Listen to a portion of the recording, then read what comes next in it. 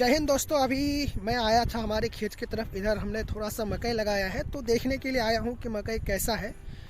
यहाँ पे मुझे थोड़ा टाइम मिला तो मैं आप लोगों के साथ एक चीज़ शेयर करना चाहता हूँ कि अभी जो है 2023 ख़त्म होने वाला है, 2024 आने वाला है। तो नया साल में मुर्गों का डिमांड बहुत ज़्यादा होता है और मार्केट का रूल होता है कि जब किसी चीज़ का डिमांड बढ़ता है तो उस समय उस चीज़ का प्राइस भी बढ़ता है।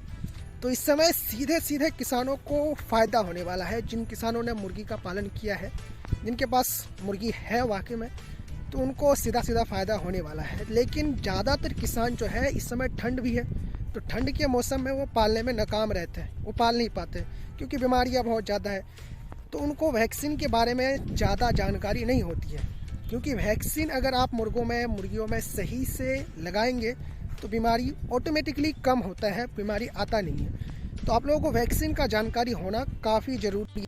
तो मुझे थोड़ा टाइम मिला तो मैंने सोचा कि आप लोगों को वैक्सीन के बारे में जो भी जानकारी है दे देते हैं कि कब कब आपको कौन कौन सा वैक्सीन लगाना पड़ेगा और उस समय उस वैक्सीन किस बीमारी को रोकता है। तो सबसे पहले जब मुर्गी का बच्चा जो है 1 दिन का होता है, यानी वो अंडे से निकलता है, उस समय हैचरी वाले, अगर आप चूज़ों को हैचरी से खरीदते हैं तो उस समय वो एक वैक्सीन लगा के आपको देते हैं। वो वैक्सीन होता है मोरेक्स डिसीज़ से बचाने के लिए। एक बीमारी होती है मोरेक्स, उस बीमारी से बचाने के लिए हैचरी वाले वो वैक्सीन आपको लगा के देते हैं। लाने के बाद आप जब चूज़े लेके आ जाते हैं, उसके 7 दिन आप पालेंगे। पालने के बाद आपको रानीखेत का वैक्सीन लगाना पड़ता है। रानीखेत ये काफ़ी खतरनाक बीमारी है, सबसे बोल सकते हैं मुर्गियों में सबसे खतरनाक बीमारी है। तो रानीखेत का वैक्सीन आता है, उसको आपको लगाना पड़ेगा।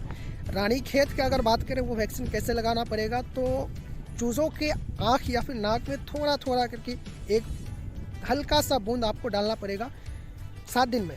उसके बाद जब 14 दिन का होता है तो उस समय आपको गम्बोरो का वैक्सीन लगाना पड़ता है। गम्बोरो भी एक भयानक बीमारी है, तो उससे बचाने के लिए जो है वैक्सीन लगाना पड़ेगा आपको।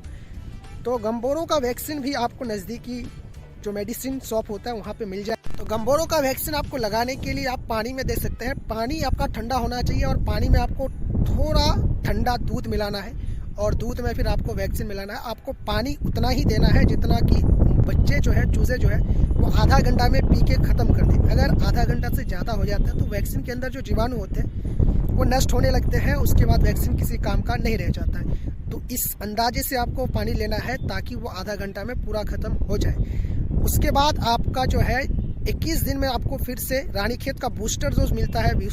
आपके नज़दीकी जो भी मेडिसिन शॉप है वहाँ पे मिल जाएगा। रानीखेत का बूस्टर डोज बोलेंगे, 21 दिन में जो वैक्सीन लगाया जाता है तो वो आपको मिल जाएगा। वो आपको उसी तरीके से पानी में मिलाकर दे देना है और फिर आपको 24 दिन में आपको जो है गम्बोरो का बूस्टर डोज लेना है। तो इतना वैक्सीन अगर आप लगा देते हैं तो चिकन पर्पज़ के लिए, मीट पर्पज़ के लिए अगर पालते हैं तो काफ़ी है। लेकिन अगर आप अंडों के लिए पालते हैं तो आपको और एक वैक्सीन लगाना पड़ेगा जो कि फाउलपॉक्स के लिए होता है। ये वैक्सीन आपको लगभग 50 दिन या फिर 48 से 50 दिन में लगाना पड़ेगा।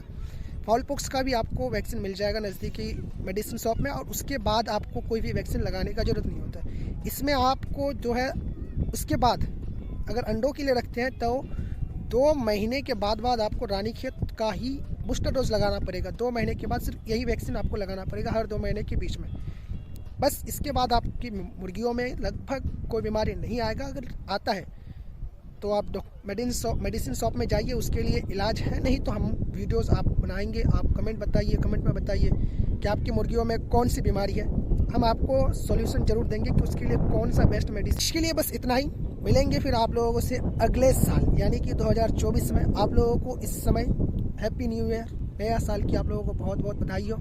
और उम्मीद करूँगा कि आप लोगों की भी नया साल अच्छा जाए, मेरा भी अच्छा जाए। Thank you.